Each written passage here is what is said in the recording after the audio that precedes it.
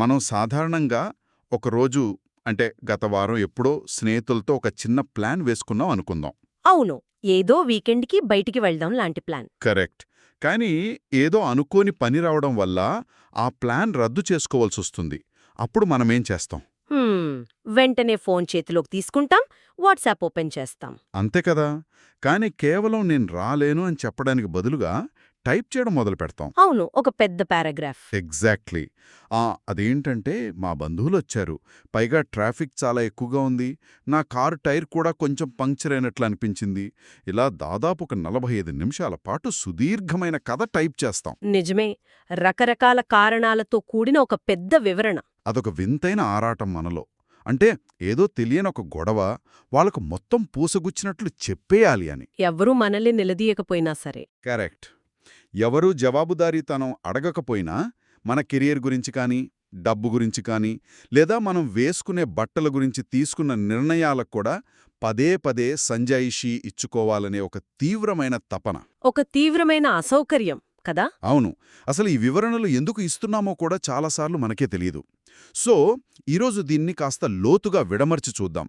మన ఈ లోతైన విశ్లేషణకు ప్రధాన మూలం నెవర్ ఎక్స్ప్లెయిన్ యోర్సెల్ఫ్ అగెయిన్ 10 స్టోయిక్ అనే ఒక అద్భుతమైన సమాచారం. అవునండి. ఇది ప్రతి ఒక్కరి జీవితంలో ఏదో ఒక దశలో ఎదురయ్యే పరిస్థితే.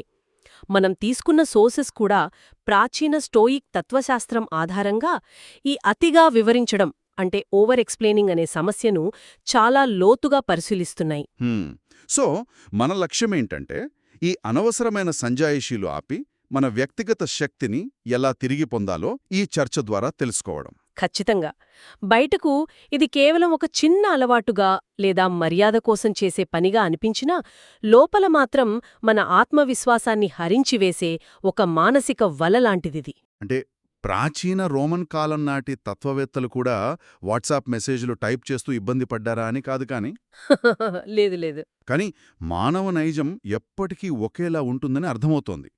అసలు ఈ అధిక వివరణ ఇచ్చుకోవడం అనే సమస్య ఎక్కడ మొదలవుతుంది? ఎందుకంటే ఎవరికైనా మనం ఎందుకు రాలేకపోతున్నామో చెప్పటం కనీసం మర్యాద కదా. ఆ మర్యాద అనే ముసుగులోనే అసలు సమస్య దాగి ఉంది. అంటే ఈ అలవాటును మార్చుకోవాలంటే ముందుగా మన మెదడులో ఎప్పట్నుంచో నాటుకుపోయిన ఒక అదృశ్య ఒప్పందం గురించి మాట్లాడుకోవాలి. అదృశ్య ఒప్పందం అంటే ఇన్విజిబుల్ కాంట్రాక్ట్ అంటారా? అవును. ఈ ఒప్పందంపై ఎవరూ మనతో సంతకం చేయించుకోలేదు, కానీ నా ప్రతి నిర్ణయానికి ఇతరుల ఆమోదం తప్పనిసరి అని మనకు మనమే ఒక రూల్ రాసుకున్నాం. అరే, అంటే వాళ్ళు అర్థం చేసుకుంటేనే మన నిర్ణయానికి ఒక వాల్యూ ఉంటుంది అని భ్రమపడ్డం. కరెక్ట్. మనం ఏదైనా చేస్తే దాన్ని సమర్థించుకోవాలి, ఎవరైనా విభేదిస్తే వాళ్లను ఎలాగైనా ఒప్పించాలి అని అనుకుంటాం. దీని గురించి ప్రాచీన స్టోయిక్ తత్వవేత్త, రోమన్ చక్రవర్తి అయిన మార్కస్ అరేలియస్ చాలా స్పష్టంగా చెప్పారు. ఓ, ఒక సామ్రాజ్యాన్నే ఏలిన చక్రవర్తి ఏమన్నారు? ఆయనేమన్నారంటే, నీ మనస్సుపై మాత్రమే నీకు అధికారముంది, బయటి సంఘటనలపై కాదు. ఈ నిజాన్ని గ్రహిస్తే నీకు అంతులేని బలం వస్తుంది అని. వావ్, అద్భుతమైన మాట. అంటే ఇతరులు ఏమనుకుంటారు, మన నిర్ణయాన్ని వాళ్ళు ఎలా రిసీవ్ చేసుకుంటారు అనేది పూర్తిగా మన కంట్రోల్లో లేని బయటి సంఘటననమాట. అవును, 100కి 100 పాళ్ళు. స్టోయిక్ తత్వవేత్తలు ఈ మనస్సును నియంత్రించే అంతర్గత కేంద్రాన్ని హెగెమోనికాన్ అని పిలిచారు. ఒక్క నిమిషం, హెగమోనికాన్ అవును. వినడానికి ఏదో సైన్స్ ఫిక్షన్ సినిమాలో ప్రపంచాన్ని నాశనం చేసే విలన్ రోబో పేరులాగా ఉంది. అసలు దాని అర్థమేంటి?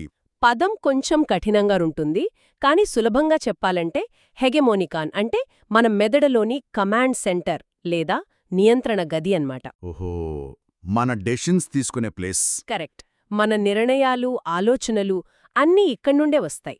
ఈ కమాండ్ సెంటర్కు ఎవరూ బాస్ కాదు, కేవలం మనమే దానికి యజమానులం. అర్థమైంది. కాని ఎప్పుడైతే మనం ఒక చిన్న విషయానికి కూడా ఇతరులకు భయపడి అనవసరమైన వివరణలివ్వడం మొదలుపెడతామో అప్పుడు మనం మన కమాండ్ సెంటర్ తాళం చెవులను తీసి ఎదుటివారి చేతిలో పెడుతున్నామన్నమాట.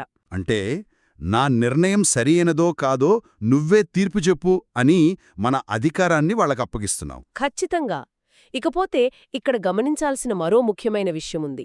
ఈ ఓవర్ ఎక్స్ప్లెయినింగ్ అనేది కమ్యూనికేషన్ సరిగ్గా రాకపోవడం వల్ల జరిగేది కాదు. మీరు దేనివల్లంటారు? చాలా సందర్భాల్లో అదొక ట్రామా రెస్పాన్స్.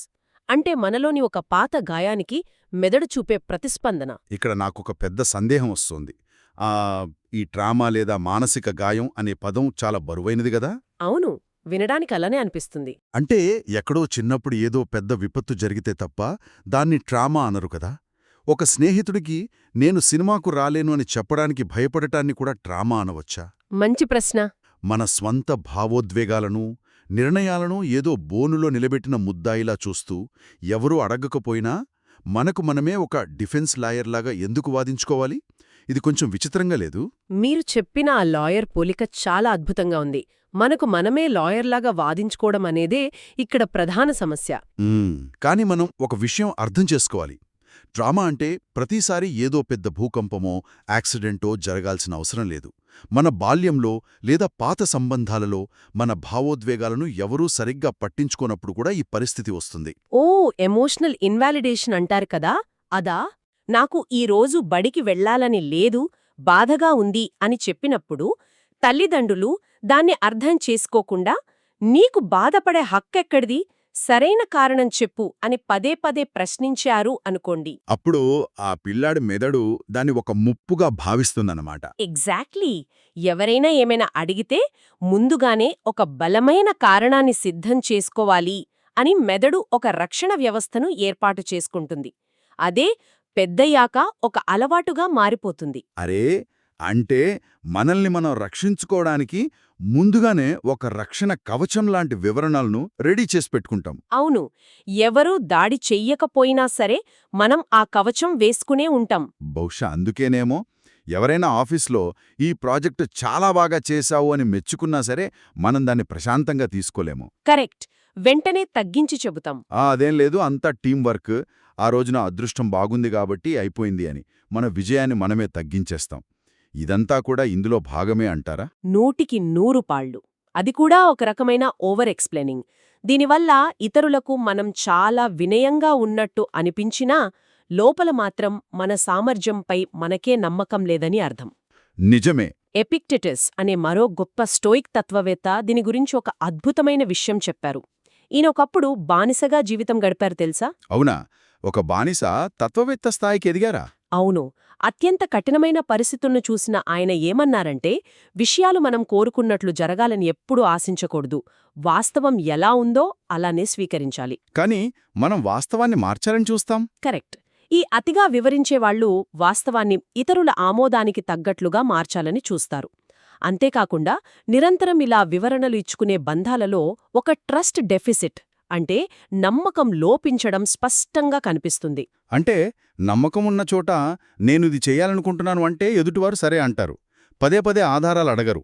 ఖచ్చితంగా. వింటుంటే అనిపిస్తోంది మనం ఇన్నాళ్ళు వినయం, మర్యాద అనుకుంటున్నది నిజానికి ఒక రకమైన భయమని. సరే, ఇప్పుడు ఈ సమస్యని ఇంకొంచెం ప్రాక్టికల్గా ఆలోచిద్దాం. తప్పకుండా. మనలోని ఈ భయాల వల్ల మనం ఇతరులకు పదే పదే కారణాలు వివరిస్తూ ఎక్కువగా మాట్లాడినప్పుడు బయట ప్రపంచం దాన్ని ఎలా స్వీకరిస్తోంది? సానుభూతితో చూస్తోందా లేక ప్రతికూల ప్రభావం పడుతోందా? ఇది చాలా ముఖ్యమైన ప్రశ్న. ఎందుకంటే మన ఉద్దేశం మంచిదే అయినా ఫలితం మాత్రం పూర్తిగా వ్యతిరేకంగా ఉంటుంది. మనస్తత్వ శాస్త్రంలో దీనికి ఒక పేరుంది. ఏంటది? దానిని అతి సమర్థనా ప్రభావం, అంటే ఓవర్ జస్టిఫికేషన్ ఎఫెక్ట్ అంటారు. సింపుల్గా చెప్పాలంటే మనం ఇతరులను ఒప్పించడానికి ఎంత ఎక్కువగా వివలిస్తే ఇతరులు మనని అంత తక్కువగా నమ్ముతారు. ఒక్క నిమిషం ఆగండి, ఇది పూర్తిగా విరుద్ధంగా ఉంది కదా? అవును అనిపిస్తోంది. మనం ఒక నిర్ణయం ఎందుకు తీసుకున్నామో అన్ని కోణాల్లో వివరంగా చెబితే అవతలివాళ్లకు మన పరిస్థితి పూర్తిగా అర్థమవుతుంది. మనం పారదర్శకంగా ఉన్నట్లు కదా, మరి తక్కువగా ఎందుకు నమ్ముతారు? వినడానికి విరుద్ధంగా అనిపించినా మన మెదడు పనిచేసే తీరు అదే. ఇక్కడ రియాక్టెన్స్ అనే ఒక సైకలాజికల్ ఫ్యాక్టర్ పనిచేస్తోంది. రియాక్టెన్స్ అంటే? ఉదాహరణకు ఎవరైనా ఒక వ్యక్తి తన ఉద్యోగం ఎందుకు వదిలేశారు అని మనం అడిగామనుకోండి, ఆ వ్యక్తి ఒక 17 కారణాలు చెప్పడం మొదలుపెట్టాడు. మేనేజర్కి కోపం, ప్రయాణం దూరం లాంటివి. అవును, ఆఫీస్లో కాఫీ బాగోదు, ఆ రోజు వర్షం పడింది, ఇలా ఎక్కడెక్కడి కారణాలో వెతుక్కుని చెప్తే వినేవాడి మెదడులో సహజంగానే ఒక అనుమానం వస్తుంది. ఇతను ఎందుకింతలా గింజుకుంటున్నాడు అని. కరెక్ట్. ఇంతలా సమర్థించుకుంటున్నాడు అంటే బహుశా తప్పు ఇతనిలోనే ఉందేమో అని వినేవాడి మెదడులో వ్యతిరేకత పెరుగుతుంది. లాజిక్ కరెక్టే. అదే మరో వ్యక్తి నా కెరీర్కు కొత్త మార్గం అవసరమయ్యింది అందుకే వదిలేశాను అని ఒకే ముక్కులో చెబితే అందులో ఒక స్థిరత్వం ఉంటుంది, ఒక అధికారం కనిపిస్తుంది. వావ్, ఇది నిజంగా కళ్ళు తెరిపించే విషయం. అంటే ఓవర్ ఎక్స్ప్లెయినింగ్ అనేది ఒక కప్ స్ట్రాంగ్ కాఫీలో మరీ ఎక్కువ నీళ్లు కలపడం లాంటిదన్నమాట. లీటర్ల కొద్దీ నీళ్లు కలిపేస్తే ఆ అసలు రుచి పూర్తిగా పోతుంది. ఒక రంగు నీళ్లు మిగులుతాయి అంతే. అద్భుతమైన ఉదాహరణ. మన వాడే ప్రతి అనవసరమైన పదం, ప్రతి సాకు మన మాటల బరువును తగ్గిస్తోంది. సో సమాచారాన్ని ఎలా ప్రదర్శిస్తున్నామనేది చాలా ముఖ్యం. అవును. దీనికి తోడు కమ్యూనికేషన్లో మనం మర్చిపోతున్న మరో గొప్ప ఆయుధం ఉంది. అదే నిశ్శబ్దం. సైలెన్స్. అవును. సంభాషణల్లో నిశ్శబ్దం ఒక సూపర్ పవర్లాగా పనిచేస్తోంది. ఏదైనా ఒక కష్టమైన ప్రశ్న ఎదురైనప్పుడు వెంటనే తడబడుతూ జవాబు చెప్పేకుండా ఒక 3 సెకండ్ల పాటు ఆగి ఆ తర్వాత మాట్లాడితే ఆ మాటలకు ఎంతో బరువొస్తుంది. ఇక్కడ నాకొక చిన్న ప్రాక్టికల్ డౌట్ ఉంది. చెప్పండి. ఎవరైనా ఒక సీరియస్ ప్రశ్న అడిగినప్పుడు మనమేమీ మాట్లాడకుండా ఒక 3 సెకండ్ల పాటు మౌనంగా ఉండిపోతే వాతావరణం కొంచెం ఆక్వర్డ్గా, ఇబ్బందికరంగా మారిపోదా? హ్మ్. పైగా వినేవాళ్లకు వీరికి సమాధానం తెలియదేమో లేదా అబద్ధం అల్లడానికి సమయం తీసుకుంటున్నారేమో అనిపించదా? చాలామంది భయపడేది ఈ నిశ్శబ్దానికే కదా. ఆ ఇబ్బందికరంగా ఫీలవడం అనేది కేవలం మనలో ఉన్న భయం మాత్రమే. నిజానికి ఆ 3 సెకండ్ల నిశ్శబ్దం ఒక విపరీతమైన శక్తిని ప్రసారం చేస్తుంది. ఎలా? అది ఎదుటివారికి ఒక స్పష్టమైన సందేశాన్నిస్తుంది. నేను నీ ప్రశ్న విన్నాను, కాని నేను కంగారు పట్టంలేదు. నా మాటలను నేను జాగ్రత్తగా ఎంచుకుంటున్నాను అని. ఓహో. వినేవాళ్లకు కూడా మీ మాటల బరువు అర్థం కావడానికి ఆ స్పేస్ ఉపయోగపడుతుంది. అంటే నిశ్శబ్దమనేది మన చుట్టూ ఒక అదృశ్యమైన గౌరవ రేఖను గీస్తుందన్నమాట. ఖచ్చితంగా. అలాగే వాదనలలో డిఫెన్సివ్ రియాక్టివిటీ అంటే రక్షణాత్మక ప్రతిచర్య గురించి కూడా మనం తెలుసుకోవాలి. ఎవరైనా మనల్ని విమర్శించినప్పుడు వెంటనే వాదనకు దిగుతాం, కాని స్టోయిక్స్ అలా చెయ్యొద్దు అంటారు. అదేంటి? వెంటనే సమర్థించుకోపోతే అవతలి వాళ్లు చెప్పేది మనం ఒప్పుకున్నట్ల కాదా? మనది తప్పని ఒప్పుకున్నట్లా? అది ఇంకో పెద్ద అపోహ. మీరు వెంటనే వివరణలు ఇస్తే వాళ్లు మీ బలహీనతను పట్టుకున్నారని నిర్ధారణ అవుతుంది. మీ బటన్స్ ఎలా నొక్కాలో వాళ్లకు తెలిసిపోతుంది. అర్థమైంది. మరి ఏం చేయాలి? దానికి బదులుగా ఆ విమర్శను ప్రశాంతంగా స్వీకరించి, ఓహ్, అది ఆసక్తికరంగా ఉంది, నేను ఇలా ఆలోచించలేదు అని సమాధానమిస్తే ఆ వాదనలోని తీవ్రత గాలితీసిన బెలూన్లాగా పడిపోతుంది. భలే ట్రిక్ ఇది. ఎపిక్టెటస్ దీని గురించి ఒక చమత్కారమైన మాట చెప్తాడు. ఎవరైనా మీ గురించి తప్పుగా మాట్లాడుతుంటే వెళ్ళి పోట్లాడకండి. నాలోని ఇతర తప్పులు వాళ్లకు ఇంకా తెలియవు కాబట్టే ఈ చిన్న విషయాల గురించే మాట్లాడుతున్నారు అని మనలో మనం నవ్వుకోవాలి అంటాడు. ఇది అద్భుతం. నిజంగా అదొక మంచి మానసిక కవచం లాంటిది. అవును. సరే, ఇదంతా వినడానికి చాలా బావుంది. అతిగా వివరించడం వల్ల కలిగే నష్టాలు తెలుసుకున్నాం. కానీ వాస్తవ ప్రపంచంలో ఆఫీసులో బాస్తో కానీ ఇంట్లో వాళ్లతో కానీ సంభాషించేటప్పుడు మన నిర్ణయాలను ఎలా బలంగా చెప్పాలి? దీనికేదైనా ఫ్రేమ్వర్క్ ఉందా? తప్పకుండా ఉంది. మనలో ఈ భయాన్ని తొలగించడానికి ఏస్ ఫ్రేమ్వర్క్ అంటే ACE విధానాన్ని మనం వాడుకోవచ్చు. ఇందులో 3 అంచులుంటాయి. ఓకే, ఏంటవి? మొదటిది A అనగా ఎసర్ట్ అంటే నొక్కి చెప్పడం. ముందుగా మీ నిర్ణయాన్ని సూటిగా చెప్పాలి. రెండవది C అనగా కాంటెక్స్ట్ లేదా సందర్భం. చాలా ముఖ్యమైన వ్యక్తులైతే ఒకే వాక్యంలో కారణం చెప్పాలి. మూడవది E అనగా ఎండ్. అక్కడితో ఆ మాటను ఆపేయాలి. సో ఒక ఉదాహరణ తీసుకుందాం. ఎవరైనా వీకెండ్ పార్టీకి పిలిచారు, కాని వెళ్లడం ఇష్టం లేదు. అప్పుడు ఇలా చెప్పాలి: నేను ఆ వేడుకకు రాలేను. ఇది ఎసర్ట్. ఆ సమయంలో నాకు వేరే ముఖ్యమైన పని ఉంది. ఇది కాంటెక్స్ట్. అంతే, అక్కడితో ముగించాలి. ఇది ఎండ్. ఇక దాని గురించి సాగదీయకూడదు. ఈ విధానాన్ని వింటుంటే నాకొక ఇల్లు కట్టడం గుర్తుకొస్తోంది. ఎలా? ఇందులో ఎసర్ట్ అనేది నేలుగా నిర్ణయం చెప్పడం, అది ఇంటికి వేసే గట్టి పునాది లాంటిది.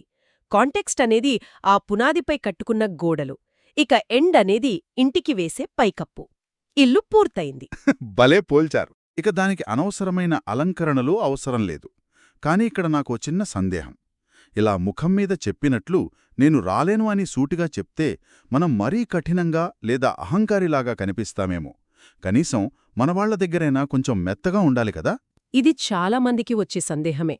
ఇక్కడే మనమొక సన్నని గీతను గుర్తించాలి. భయంతో వివరణ ఇచ్చుకోడానికి మరియు బాధ్యతతో సంభాషించడానికి మధ్య ఉన్న తేడాను అర్థం చేసుకోవాలి. ఓవర్ ఎక్స్ప్లెయినింగ్కి కమ్యూనికేటింగ్కి తేడా. అవును. గొప్ప తత్వవేత్త అయిన సెనేకా ఏం చెప్పారంటే మనం తీసుకునే నిర్ణయాలెప్పుడూ మన గట్ ఫీలింగ్ను గౌరవించేలా ఉండాలి. మీరు ఒక చిన్న ఫిల్టర్ వాడుకోవాలి. ఎలాంటి ఫిల్టర్? నేనిప్పుడిస్తున్న ఈ వివరణ మా బంధాన్ని మరింత బలపరుస్తుందా లేక ఇతరుల జడ్జ్మెంట్స్ నుండి నన్ను నేను రక్షించుకోవడానికి ఈ కథలన్నీ చెప్తున్నానా అని ప్రశ్నించుకోవాలి. ఆ, అంటే మన నిర్ణయం వల్ల ఎదుటివారిపై నిజంగానే ప్రభావం పడితే, ఉదాహరణకు ఒక ప్రాజెక్టు లేటైతే టీంకు వివరించడం బాధ్యత, అది అహంకారం కాదు. ఖచ్చితంగా పట్టుకున్నారు. ఖాళీ వాళ్ళు ఏమనుకుంటారో అనే ఊహాజనిత భయంతో 100 కారణాలు వెతకడం మనవసరం, అంతేనా? ఎగ్జాక్ట్లీ. మనకు అత్యంత సన్నిహితులైన వారి దగ్గర మన భావాలను పంచుకోవడం ఓవర్ ఎక్స్ప్లెయినింగ్ కాదు. అది మీ బంధాన్ని మరింత లోతుగా చేస్తుంది. మార్కస్ అరేలియస్ అన్నట్లుగా ఒక మంచి మనిషి ఎలా ఉండాలి అని పదే పదే వాదించడం మాని మంచి మనిషిగా జీవించి చూపించండి. వావ్! భయంతో మాట్లాడటం మానేసి బాధ్యతతో స్పష్టంగా మాట్లాడటం అనేది జీవితంలో చాలా పెద్ద మార్పుని తీసుకువస్తుంది. ఇలా కమ్యూనికేషన్ శైలిని మార్చుకోవడం వల్ల అంతిమంగా మన గుర్తింపు ఎలా మారుతుందంటారు? ఈ మార్పు అనేది అంతిమంగా మన అసలైన ఐడెంటిటీని అంటే గుర్తింపును వెలికితీస్తుంది. సోషియాలజీలో లుకింగ్ గ్లాస్ సెల్ఫ్ అనే ఒక భావన ఉంది. లూకింగ్ గ్లాస్ సెల్ఫ్ అంటే అద్దంలో మనని మనం చూసుకోవడమా? సులభంగా చెప్పాలంటే మనం ఎవరము అనేది మనం నిర్ణయించుకోకుండా ఇతరుల కళ్లలో మన ప్రతిబింబాన్ని చూసుకుని ఓహో వీణ్ణు నా గురించి ఇలా అనుకుంటున్నారు కాబట్టి బహుశా నేను ఇలాంటివాడినేమో అని భ్రమపడటం. అరే, ఇదొక డబుల్ ఇల్యూజన్లా ఉంది కదా! వివరణలు ఇస్తున్నాము అంటే మన గుర్తింపును వాళ్ల చేతిలో పెడుతున్నట్లే. అలా నెమ్మదిగా మన అసలు వ్యక్తిత్వాన్ని మనం కోల్పోతాము.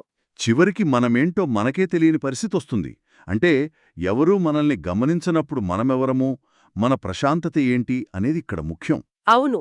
ఆ కోల్పోయిన అసలు వ్యక్తిత్వాన్ని తిరిగి పొందడమే ఈ ప్రయాణం ఉద్దేశ్యం. ఎపిక్టేటస్ చెప్పిన మాట ఇక్కడ గుర్తు చేసుకోవాలి నేను. జీవితంలో ఒకదాన్ని కోల్పోయాము అని ఎప్పుడూ అనవద్దు. దాన్ని ఎక్కడినుంచి వచ్చిందో అక్కడికి తిరిగి ఇచ్చేశాను అని మాత్రమే అనండి. రీస్టోర్ చేశాను అని అనాలి. కరెక్ట్. ప్రతిరోజూ చిన్న చిన్న విషయాల్లో మీరు ఈ మార్పును సాధన చేయవచ్చు. రెస్టారెంట్లో మీకు ఇష్టమైన భోజనాన్ని ఇతరులకు వివరించకుండా ఆర్డర్ చేయడం. లేదా ఒక బోరింగ్ పార్టీ నుండి ఎలాంటి అబద్ధాలు చెప్పకుండా ప్రశాంతంగా బయటకొచ్చేయడం. అవును. ఇలాంటి చిన్న చిన్న అడుగులు మీ ఆత్మవిశ్వాసాన్ని తిరిగి నిర్మిస్తాయి. అద్భుతం. సో మనమిలా పదే పదే ఇతరులకు సమాధానం చెప్పుకునే ప్రక్రియను మానేస్తే మనలో చాలా మెంటల్ ఎనర్జీ మిగులుతుందన్నమాట. ఎందుకంటే 45 నిమిషాల వాట్సాప్ మెసేజ్ టైప్ చేయడానికి ఎంతో ఆలోచించాలి. అవును. ఇదంతా ఆపితే ఒక విపరీతమైన ఎనర్జీ సేవ్ అవుతుంది. ఆ మిగిలిన శక్తితో మనం ఇంకేం చేయగలమంటారు? అదే మనకు దొరికే సరికొత్త జీవితం. ఇన్నాళ్లు వృధా చేస్తున్న భావోద్వేగ శక్తి అంతా మీ స్వంతమవుతుంది. ఆ శక్తి మీ సృజనాత్మకతను అమాంతం పెంచుతుంది. అన్నింటికీ మించి ఎవరూ లాక్కోలేని ఒక నిశ్శబ్దమైన గౌరవం, ఒక డిగ్నిటీ మీకు దక్కుతుంది. చాలా లోతైన విశ్లేషణ ఇది. మనం ఈ చర్చ చివరికి చేరుకున్నాం. ఇదంతా విన్న తర్వాత నా మదిలో ఒక బలమైన ఆలోచన మెదులుతోంది. చెప్పండి. గతంలో తీసుకున్న నిర్ణయాలను, మనం వేసుకున్న బట్టలను, మనం ఎంచుకున్న కెరీర్ను ఎవరైనా ఏమైనా అనుకుంటారేమో అని సమర్థించుకోవడానికి మనం ఎంతగానో మానసిక శక్తిని ఖర్చు చేస్తున్నాం. ఒకవేళ ఆ శక్తినంతా మనం ఆదా చేస్తే భవిష్యత్తులో మనం ఇంకెన్ని అద్భుతాలు సృష్టించగలం? ఖచ్చితంగా. బహుశా మన జీవితంలో మనం సాధించాల్సిన అతిపెద్ద లక్ష్యాలు, ఎప్పటినుంచో వాయిదా వేస్తున్న మన కలలు, మనమిలా చిన్న చిన్న విషయాలకు వృధా చేస్తున్న ఈ మానసిక శక్తి కోసమే ఎన్నో ఏళ్లుగా ఎదురుచూస్తున్నాయేమో. ఒకసారి ఆలోచిద్దాం. ఆ 45 నిమిషాల సందేశాన్ని పూర్తిగా డిలీట్ చేసి కేవలం నేను రాలేను అని పంపిద్దాం. ఆదాయన ఆ సమయం, ఆ మానసిక ప్రశాంతత పూర్తిగా మన సొంతం. ఇక ఆ శక్తితో ప్రపంచాన్ని జయిద్దాం.